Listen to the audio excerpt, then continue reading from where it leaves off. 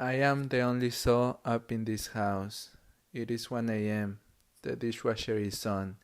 It makes noises.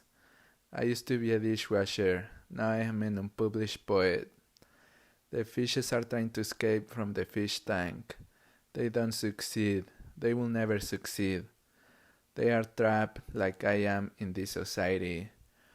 My balls are itchy, so I scratch them. They're always itchy.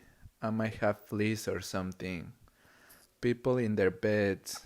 I know one of them is not sleeping. She's on her phone scrolling down on Instagram.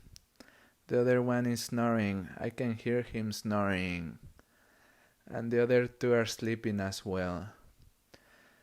They are tired from their dead-end jobs, from fighting with their coworkers, bosses, and customers. Me, writing lines that do not come through. All I can think is how I'm going to make it. In this bitter world that elevates the fool and crashes down the noble.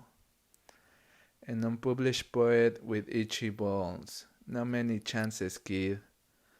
Better go back to the Japanese restaurant and do dishes while getting drunk on sake.